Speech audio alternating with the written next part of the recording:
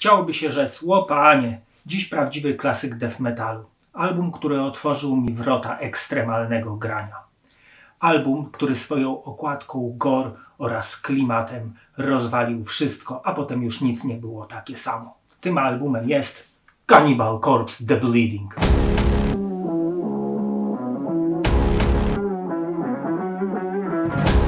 Cannibal Corpse powstają w 1987 roku w Buffalo w USA. Są jednym z najbardziej wpływowych zespołów w historii death metalu. Założycielami byli Bob Rochet i Jack Owen gitary, Chris Barnes wokal, Alex Webster bass oraz Paul Mazurkiewicz perkusja. W 1989 nagrywają demówkę, która na tyle interesuje Nuclear Blast, że podpisują z nimi kontrakt.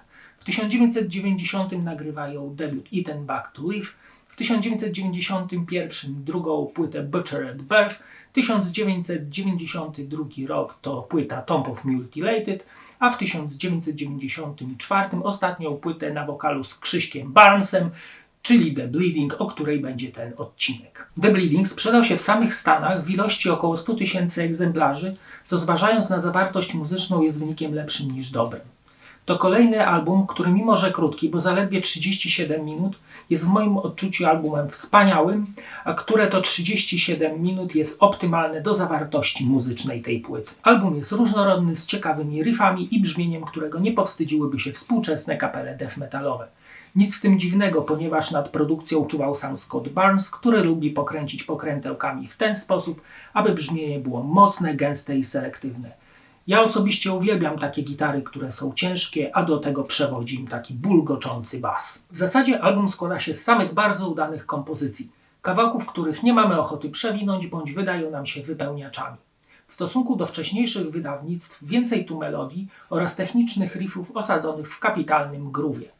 Do tego bas, który jest jednym z najlepiej wyeksponowanych basów epoki. Na The Bleeding zespół zachowuje swoją brutalność, jednak próbuje również bardziej przystępniejszego grania. Co nie znaczy wcale, że zespół się sprzedał.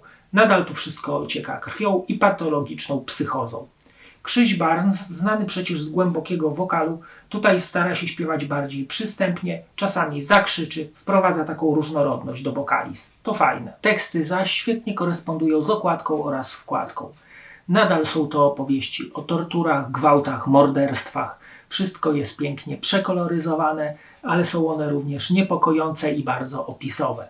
Często czytając je, uśmiech pojawia się na mojej facjacie, gdyż tylko kanibale potrafią w ten sposób pisać i basta. Niezależnie od tego, jak kto postrzega The Bleeding, musicie docenić jego historyczną wartość. To jeden z najbardziej znanych albumów zespołu, z którego wiele utworów stało się klasykami koncertowymi.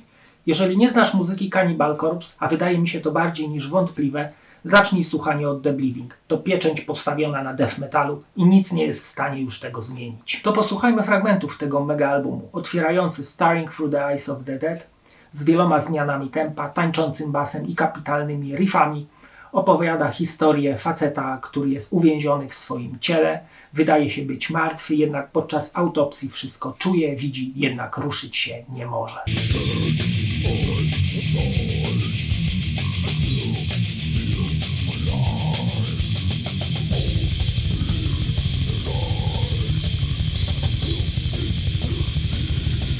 Stripped, Raped and Strangled to mój ulubiony kawałek w całej dyskografii Kanibali. Ten ciężki riff i bujający groove rozwalają po prostu wszystko. A kawałek opowiada historię faceta, który morduje młode kobiety, następnie ciała zostawia na otwartej przestrzeni, aby można je znaleźć. Po czym dzwoni na policję, aby go aresztować przed popełnieniem kolejnej zbrodni.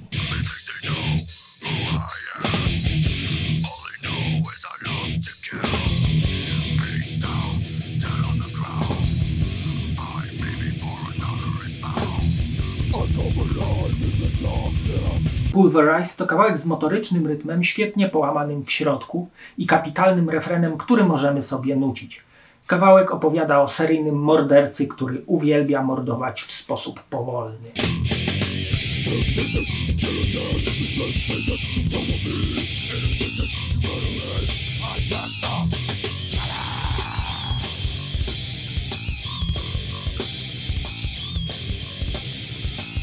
Force Feed Broken Glass, ten kawałek skopie wam tyłki, to utwór z totalnie połamanym rytmem oraz uroczym tekstem, na przykład o seksie oralnym z potłuczonym szkłem. oraz o zwyrodnialcu, który całe ciało swojej ofiary pociął tymże właśnie szkłem.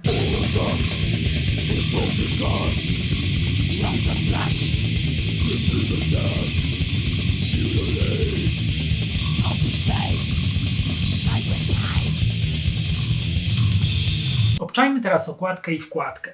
Na okładce jest tylko fragment właściwego coveru, który znajduje się wewnątrz. Rysunek totalnie okaleczonych ciał, lecz jeszcze żywych. Wszędzie krew i zgnilizna. A na właściwym froncie jest część brzucha postaci występującej na środku kadru. W lewym górnym rogu logo Kanibali, na dole po prawej zaś tytuł albumu. Wkładka podzielona jest na 6 łamów. Po jednej stronie zaczyna się właściwą okładką. Po środku są zdjęcia chłopaków z zespołu wraz z podziękowaniami. Po prawej części okładki oraz tytuły utworów, gdzie płyta została nagrana oraz kto jest producentem. Druga strona jest w tonacji czarno-białej. Na wybielonej okładce są wydrukowane tytuły utworów oraz teksty, zaś po prawej stronie są zdjęcia chłopaków z różnych imprez, z koncertów. Mamy tutaj zdjęcie z Jimem Carreyem oraz nawet z Kingiem Diamondem. Na czarnej płycie CD są wytłoczone logo zespołu, tytuł albumu, tytuły utworów, kto był producentem oraz logo wydawcy. Pudełko zamyka strona, na której są wyszczególnione tytuły utworów, kto był producentem oraz część właściwej okładki. Według mnie pod względem kompozycyjnym jest to najlepsza płyta Kanibali, stworzona wręcz do koncertowego headbangingu. Te skaczące riffy są wręcz niepowtarzalne. Wszystko co najlepsze jest na tym albumie, więc po co szukać dalej. A teraz zapraszam do oglądania kolejnego odcinka. Cześć!